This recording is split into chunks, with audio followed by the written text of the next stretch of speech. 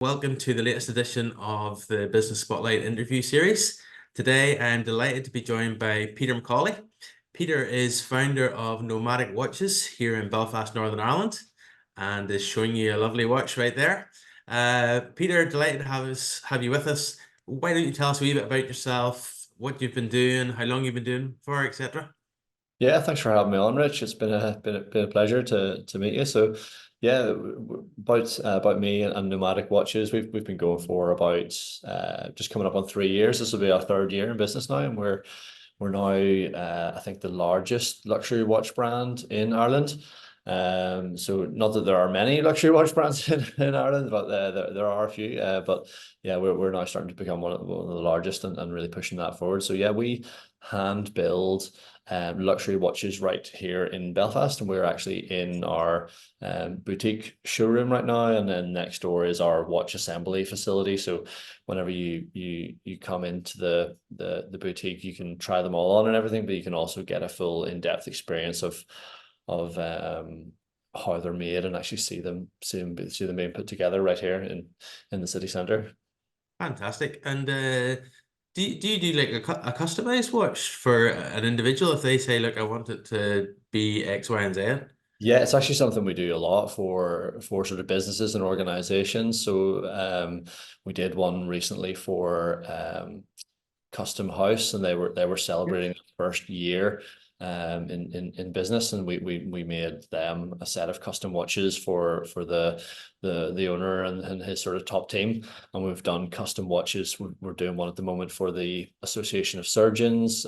We've done ones for like military units. We've done them for all sorts of organizations, sports teams, and then the rest. So yeah, we do custom watches, and those are a great way to celebrate a milestone or do something a little bit different, I suppose. Fantastic. And just when you mentioned that, myself, I don't live there now, but I'm originally from Larne. And as Oh, you cool. Okay. know, Yeah, yeah. Larne football team has been doing excellently. Yeah. So they've just had another big milestone.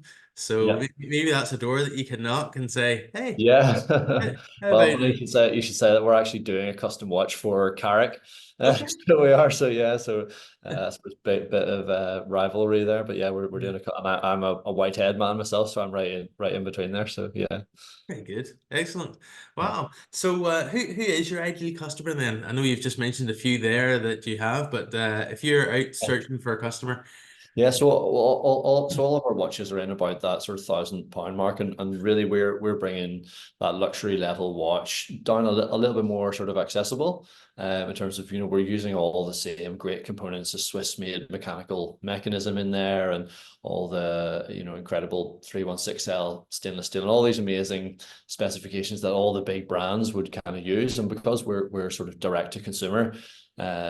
Primarily an e-commerce brand. Yes, we have our store here in Belfast, but we ship worldwide on our website. So because that is direct to consumer, we're bringing that price down a lot. But really, our ideal customer tends to be men in their sort of 40s or 50s, and they maybe already have a few watches already. So they've got some great status symbol pieces, or they've got your Rolexes and all the rest of it. But the reason that people tend to come to our watches is for a connection. A watch is I always say, like, a watch doesn't tell the time, it tells your story. yes. If you ever see someone with a nice watch and you ask them about it, there'll always be a reason why they have it. Or, oh, I got this, my wife bought me this for our wedding, or this was my grandfather's watch, or Yeah. this. There's always an amazing story with them, and I always say that. So with our watches, I thought nobody was really telling our story from Belfast. Yeah. So I wanted to create timepieces that have little design cues that link into Belfast. And I mentioned, like, our yellow seconds hand has that little same shade as the Harlan Wolf cranes, and it sort of ties in that way. So there's lots of little subtle cues, and that's why people buy our watches, really is for that sort of connection to home, or connection to Belfast, or if they live overseas, and particularly in America, there's a huge market for us with people who are have a bit of an Irish heritage, and they want a piece that's made here and has that connection. Of course. And are people familiar with the origins of the word nomadic? Uh, Yeah, so the actual, yeah, the brand name Nomadic itself, I wanted it to be something that just stands on its own. It's a cool name, and it represents that sense of adventure and travel and all that sort of thing. But once you sort of dig beneath the surface, it's actually based on the SS Nomadic, which was the tender ship to Titanic. And it's now a museum, or attached to the Titanic Museum, that you can visit and see around. It's beautifully preserved, and it's the last remaining ship from that sort of White Star Line era. And it's an amazing piece. So I kind of was inspired by that, and it's that, yes, the brand stands on its own globally, but it's got that tie to home if you dig beneath the surface. Exactly, yeah, it's got those Belfast roots, and Yeah. it's such a big draw as well. That whole Titanic quarter now in Belfast, and with all the cruise ships coming in, lots of people visiting the Titanic Museum and the Nomadic, like you mentioned. So fantastic. Is this something that you always wanted to do since you were growing up? Were you fascinated by watches? Did you always want to build your own watch or have your own business? I always wanted to have my own business, yeah, absolutely. But I wasn't sure what that perfect idea was going to be, and I was always fascinated by watches, and I was my before I started Nomadic, I was a mechanical engineer, so I definitely had that mind for the mechanics of the watch and how it all works, and I was always interested and excited by that. And I think when my dad sort of explained to me about some of his watches that they don't have a battery in them, they run by the movement of your wrist, that kind of really just captivated my imagination and got me interested in them. So yeah, so when it came to find Nomadic, I think it was really just that. um I thought no one was telling our story, and I thought that was a great opportunity to bring a brand in at our price point, that could do that at a sort of with a luxury level. Fantastic. And are you self-winding that they wind when you move? Yep, absolutely. Yep. So it's all fully automatic. So we like to say they're powered by adventure. So as you're moving Brilliant. around, it's winding up the movement and the mechanism in there. That's Um, great. And you're so right about people having stories. Ah, so okay. that's our little mechanism. So we've actually made the rotor like a little ship's propeller. So as Yeah. you're moving around, that's gonna Yeah. spin around and wind up all the cogs and gears Oh, that's fantastic. of the watch. So yeah, yeah. Don't know if you can see it that well, but Yeah, yeah, I can. That's awesome. And like you say, people always have a story behind their watches, or have one. Like I have my grandfather's watch. wow, Uh, yeah, yeah. he was the director of Taylor's Shoes, if you remember them from way back, and they had Okay. shoe shops in nearly every town in Northern Ireland and in the Yeah. Republic as well. And I have his Jaeger LeCoultre, Oh wow. Yeah. and what do you call it? Engraved in the back. Yeah. But it's something that's sentimental and has a lot of Yeah. value. Yeah. So yeah, Fantastic. Yeah. I love that. fantastic, fantastic market to hit. So, what's been your biggest learning from, I guess, the last couple of years of setting up your own business and, from what I understand, really starting to have some incredible growth? Yeah, so my biggest learning is around understanding your customers and what they really want. So that's probably the biggest. When I first started to set up the brand, I thought that it was going to be, I was aiming it towards maybe more sort of younger guys in their maybe late 20s, that they can't quite afford the Rolexes of the world Yeah, and all the sort of expensive brands, but they still want that luxury experience. And I thought that was going to be the target demographic. And actually, you have to be, you have to be humble. You have to try, you have to understand the data and what the customers are actually telling you. And what we found when we analyzed the data for the first few months was that mainly our customer base was much older than me. So I thought I was creating a brand to market to like myself, but I yeah, was yeah. actually marketing to my dad, kind of that generation. And so that completely flipped the script in terms of how we actually approach all of our marketing and all of our sort of approach as a business. It's all now geared towards that target audience that the data tells us that who they are. Fantastic. And what have you learned about yourself during this journey? Um, I think I've learned an awful lot about myself through this journey. Probably, I've learned how much stress and pressure I can handle. And it's probably a lot more than I would have maybe realized or expected before starting a business when I started this, it was very much a side project. And was also had a full-time career, which was pretty full on at the time as well. And two young children. So like when I decided to go full time into Nomadic, my little girl was only like 4 weeks old, and my little boy was like not even two yet, so sort of thing. So it was like there was a lot going on at home, a lot going on with work, and then it's like, so I think I understood I can handle a lot more pressure than I thought, but I've also understood my limits and when it gets to be too much. Like there is only so much you can do in one day, and when I was trying to juggle everything with running a business and a full-time job and everything, it got to the point of one stage where it was just too much, and I sort of probably almost imploded at that stage, and it sort of, Yes, yeah. yeah, I have to make some changes here, and once I was able to focus solely just on Nomadic, that's when things really just started to accelerate in growth. And from the first year where I was juggling everything together to the second year, I think we tripled in growth, and then this year, sort of into our third year, we've almost doubled that again. So it's starting to grow pretty fast now. Brilliant, brilliant. And if I'm not mistaken, those look like some awards just behind your shoulder there. Oh, you noticed there's awards, did you? Yeah. So Yeah, tell me a wee bit about those. yeah, we just won the best startup or emerging business from the Belfast Telegraph Awards. That was just last week, and then Fantastic. the one there of Congratulations. best startup from the Belfast Chamber of Commerce last year, and then there's other like young business person of the year awards and young leader awards and stuff. So yeah, we've definitely picked up quite a few accolades along the way, which is just great. It gives us a lot of confidence that we're doing the right things, and some more sort of um niche accolades as well for within like the watch community as well. We're getting a lot of praise from the sort of watch industry experts too, which is just fantastic. It just tells us we're doing the right thing. Brilliant. Congratulations. Well done. And long may it continue. Thank So you. who sort of inspires you in business, or was there any person or business that inspired you to get into this? Yeah, definitely. I'm a huge believer in success leaves clues.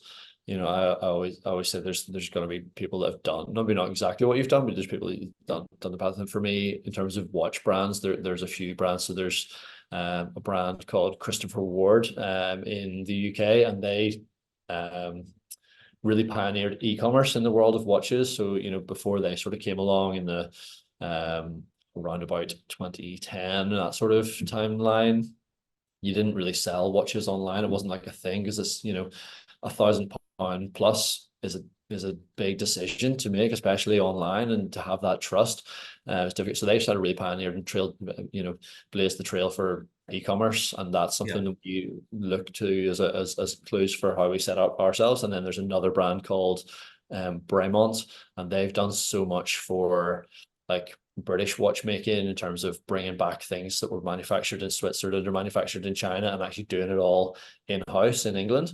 And we want to sort of be inspired by that and be that for Belfast. No one's really doing that here, and we're trying to bring as much manufacturing back here as possible. And being an engineer and a local engineer, I'm very passionate about local manufacturing, and I think the skills that we have in this area, from shipbuilding industries, from the aerospace industry, Yeah. obviously it's kicking it from the aerospace industries as well, Of especially course. there's incredible skills, and I think we're amongst the best in the world, and we want to showcase that talent really. Fantastic. Brilliant. So do you read a lot of books, or go into like podcasts, or Yeah, what? tons. Yeah, so I read an awful lot of books, and probably now more audiobooks is probably more of my thing now. So I listen to an awful lot of audiobooks, and I think last year I did about 28 books or something last year, and I'm always just reading or listening to something, and I try and just utilize either time driving back and forth to work, or just utilize downtime. So I'm always sort of consuming something and getting some new information out there. Yeah. And do you focus on like business books, or is it motivational? Is it Yeah, something just to get you totally away from it? Just no, it's fiction? all it's always nonfiction. I don't really go for fiction too much. So I always usually read either autobiographies of other business leaders, or interesting books. I'm usually centered around business, or that. So I'm reading one at the moment called Hyper Focus, and it's kind of about um the importance of carving out time in your day for deep work, and also letting the importance of what they call scatter focus. And it's more or less just letting your mind wander. And whenever you intentionally let your mind wander, that's when you can have inspiration and have new ideas. And for me, it's kind of that's an interesting way to look at things, because I probably, like a lot of business people, I don't really like to switch off. I'm not very good at switching off. I'm Yeah, always on, always got something like I'm working on, and I feel unproductive if I'm just sitting around relaxing. And I think reading that book's been quite interesting. That actually it's a good thing to sit and relax and let your mind wander, so you can have some inspiration, and it's working well. So brilliant, brilliant. yeah. So, any podcasts you're listening to at the minute, or I don't tend to listen. audiobooks? I don't tend to listen to that many podcasts. I think just because of time, and there's so much choice to Yeah, choose from. So I sometimes listen to the Diary of a CEO with yeah, Steve Bartlett, which I wasn't such a fan of at the start, but he's kind of won me over now. I like some of his stuff. And then yeah, in terms of audiobooks, yeah, that hyper focus one I've just been reading. And I quite like Tim Ferriss for some of his things. That like Tribe of Mentors is a great one, and you can kind of just dip in and out of it. yes. It's a good one to you always pick up something new. I've listened to it a couple of times now, and you always pick up a new thing each time you read that book. Brilliant, brilliant. Like that's good, and a couple of great shares there that some of the community might pick up on if they haven't already read or listened to them. That'd be good for them. Good. And tell me this: what does the future look like, both for Peter's family, but Nomadic Watches and the brand? Yeah, so we're, in terms of business, we're really on a mission to put Belfast on the map for watchmaking. That's our aim. We want to really do that. And we're starting to make good inroads with that. We shipped into like 39 countries last year, and Fantastic. yeah, sort of that international recognition is amazing. And to get like repeat purchasers coming back, people buy one and then coming back again, or getting another one for like their son, or their as a gift and things like that, just shows that we're going along the right way. So very much that's our aim, is to continue to push the brand awareness locally in this home market, but also Yeah. internationally, and particularly the US is a major focus area for us. I think that's a huge opportunity. And I think for me, what that does for me and my family, and we love to travel, and so I think I want to be able to spend a bit more time working remotely and traveling a little bit, and I think that's something we've already started to build in a little bit. Last year, we were able to fortunate enough to be able to go to the US and do a bit of business there, but also combine it then and roll it out into like a little bit of a family holiday. So we're able to go Fantastic. and spend some time where I can work early in the morning, and then go off and spend some time and enjoy the family. So that's what I'm trying to do more and more of, and that's probably what the future starts to look like for us too. Brilliant. So it's not just a brand for a watch; it's actually part of your DNA. Yeah, absolutely. Yeah, absolutely. It's something that you connect with, and build I think with any watch, like you mentioned your grandfather's watch and stuff like that, you build a special connection with these pieces. And because they are of the nature of them, they're built to last forever, essentially. So you Yeah. can Yeah. pass them on through generations and stuff. And that's what we want, is watches that can be generational for people as well. And I think it's an incredible privilege to be a part of someone's journey and someone's life like that through a timepiece. So yeah, we feel very, very privileged to be able to do that. Brilliant. Well, again, fantastic. Congratulations for all you're achieving, all you've done, and already at such a young age in terms of the company, Yeah. exporting to 39 countries. Phenomenal achievement. Yeah. Brilliant. Thank So you. what would you say to anyone, I guess, who's maybe 3-4 years back, if you're Yeah. thinking in your own life journey Yeah. and they're wanting to start a business for Yeah. themselves? Yeah, I would definitely, the biggest piece of advice. So there's two pieces of advice. One, I would say really, really understand your customer. Spend so much time understanding exactly who your customer is, and like test it and test it and test it again.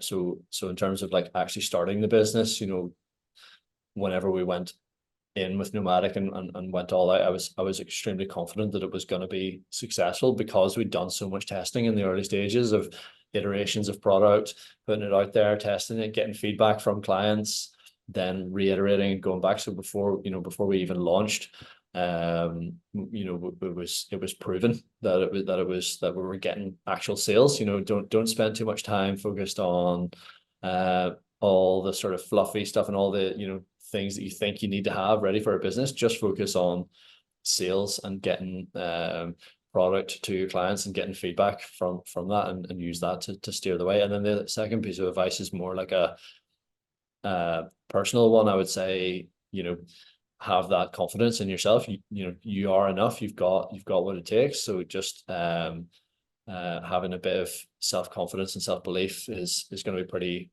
it's essential to I think probably any business success, but I think particularly for entrepreneurs starting out, it can be quite a lonely place. But realizing that you're not the first person to do it, look for those mentors and people that have done it before, and copy what's worked for them and do it in your own way, and you'll find success will come. Fantastic. Look, Peter, really appreciate all your fantastic shares during the podcast today. Really appreciate you carving out some time in your busy schedule to share with the community, and I'm sure they'll all learn from it. And again, congratulations on everything you've achieved, and thank you so much. No, you're welcome, Ray. Thank you. Hopefully there's something helpful in there for someone. So yeah, cheers. Yeah, it will be. No problem. Look, thanks again, and every best wish for the future. Excellent. Thank you. Cheers.